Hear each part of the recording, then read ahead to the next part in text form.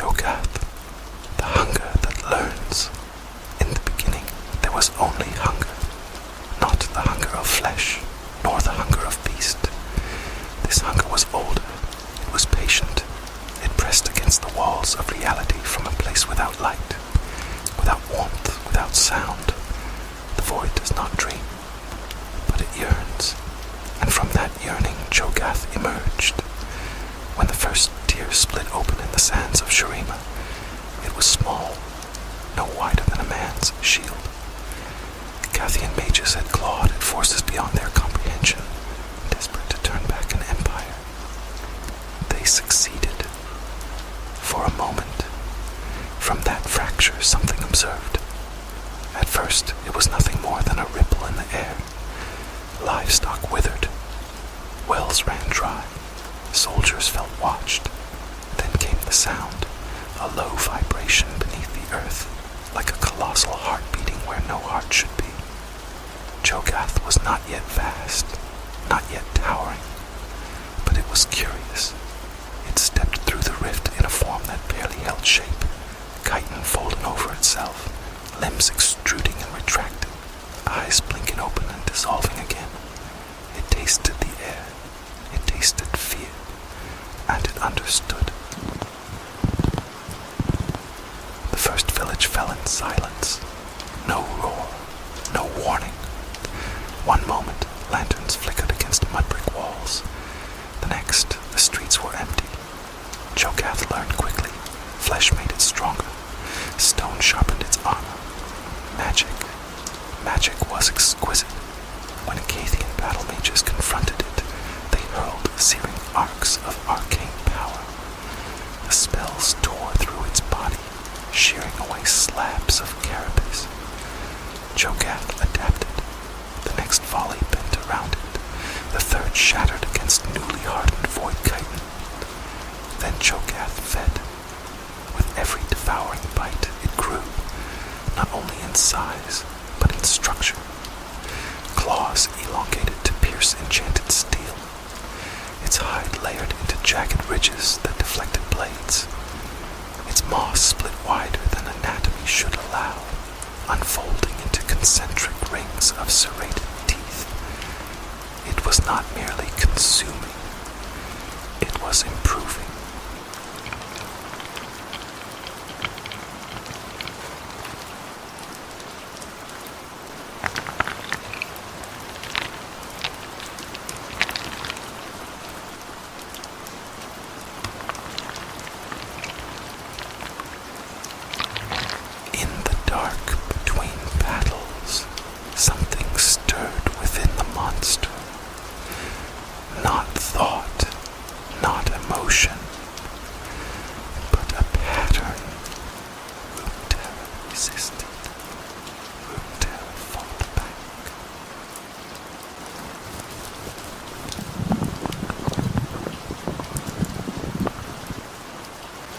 Resistance was nourishment. Cho'Gath began to seek strong prey deliberately. Fortresses instead of farms. Armored cavalry instead of cattle. It learned the rhythm of war.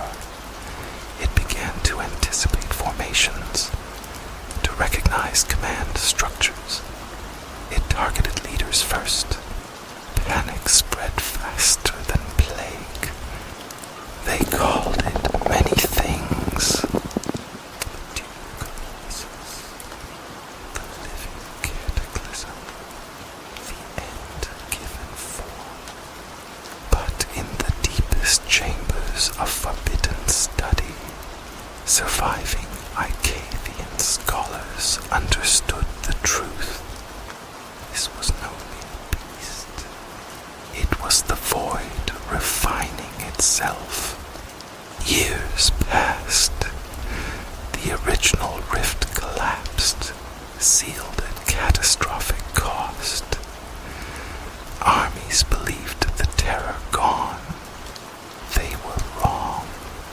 Cho'Gath did not need a gate. Where reality thinned, where sorrow, war, or reckless magic strayed,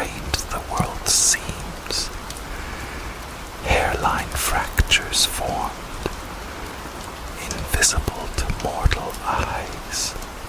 To Cho'Gath, they were doorways. It slipped between them like a shark through dark water. In Freljord's frozen wastes, entire hunting parties vanished beneath the ice. In the jungles of Ixtal, ancient beasts were found half devoured, their elemental cores missing. Even into Masia's petricite forests, something enormous left furrows in the earth that could not be explained. Each time it emerged, it was larger, more defined, more intentional. Unlike Kha'Zix, who hunts for evolution, unlike Vilkaz, who dissects for knowledge, Cho'Gath does not experiment. It perfects through consumption, and it has begun to understand something dangerous. The greatest feast is not flesh, it is power. It has tasted magic, yes, but there are greater sources. World runes, ascended blood, celestial essence, the very heart of the world tree in distant myth. Cho'Gath does not roar in mindless fury. It waits, it grows, it listens to the trembling of reality itself. Somewhere a war brews, somewhere gods clash, somewhere ancient power gathers in one place.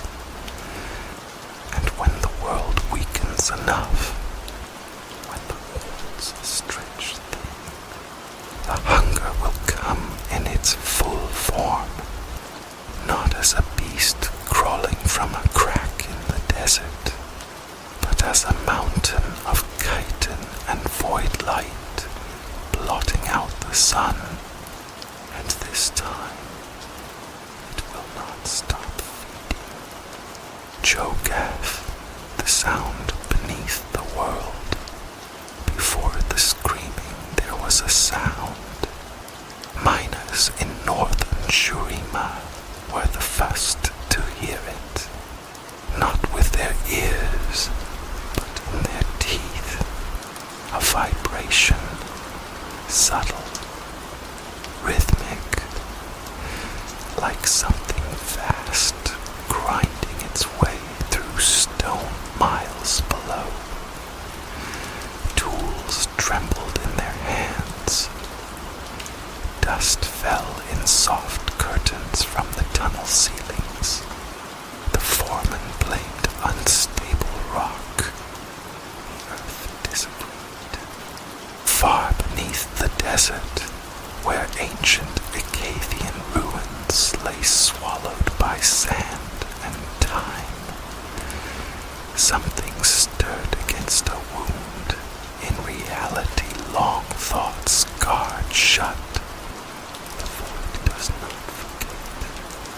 It presses, it tests, and eventually it finds purchase.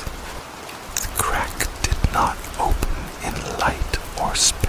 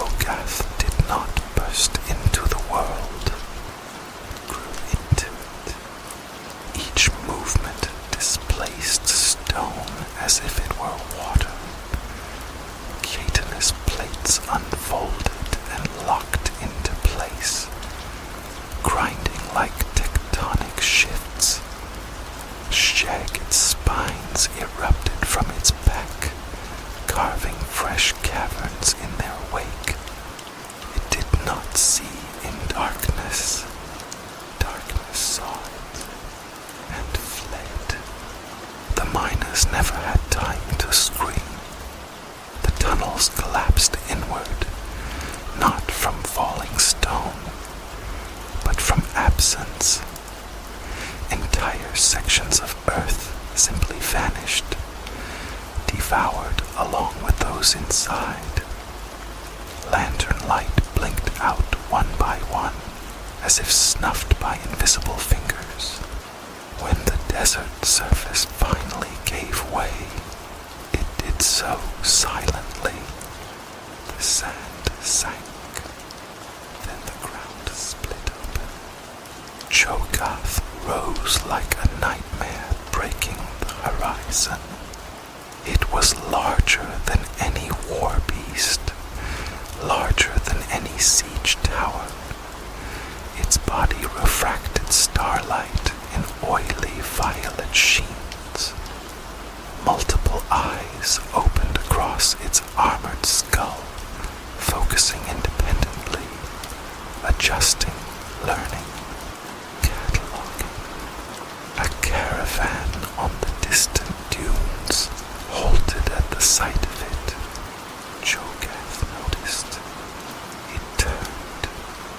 The first step shattered a dune into a storm. The second step created a crater. By the third, the caravan guards were already fleeing. Cho'Gath did not rush. It had learned something since its last emergence. Fear ripens prey. The creature inhaled. The air distorted toward it, bending unnaturally. Sand, fabric, flesh, pulled forward as if gravity itself had changed allegiance.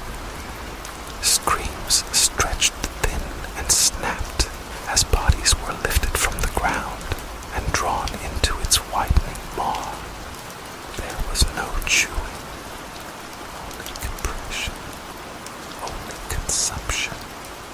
And with every life extinguished, Cho'Gath grew. Its legs thickened.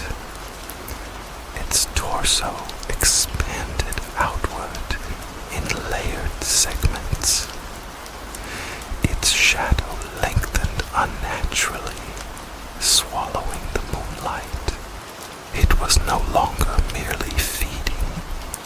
It was stabilizing. This world had density, resistance, rules. Cho'Gath adapted to them. Days passed. Villages vanished. Not burned. Not destroyed. Erased. Scouting parties sent by Shuriman warbands returned broken, if they returned at all. They spoke of a moving cliff face, of the sky disappearing behind a forest of spines, of spells unraveling before impact, consumed mid-flight. A group of battle magi attempted to bind it with chains of pure arcana. Cho'Gath allowed it. The glowing restraints wrapped around its limbs, tightening, humming with energy. It paused, studied the sensation. Then it bit down on the magic itself. The chains shattered like glass. Cho'Gath's eyes gleamed brighter. Magic was structure. Magic was sustenance. Magic was better than flesh. High above, in places mortals do not see, something else noticed the disturbance. The void is vast. But even among its horrors, Cho'Gath had become loud, not in sound, in mass. It was accumulating too quickly, growing too efficiently, consuming not just life, but potential. The thin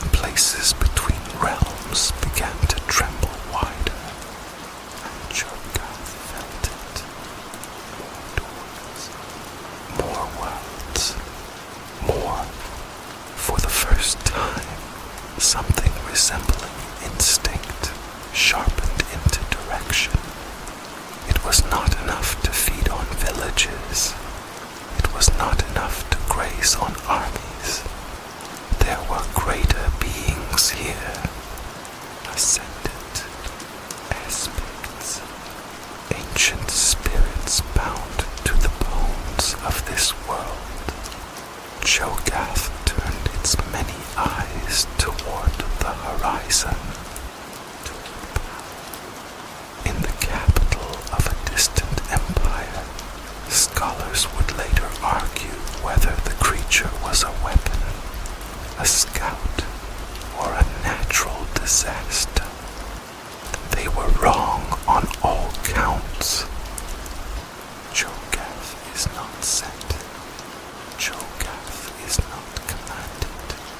Cho'Gath is what happens when hunger becomes intelligent enough to walk, and somewhere beneath the constant noise of civilization, if one listens carefully, there is still a sound, a deep grinding vibration beneath the world, growing closer.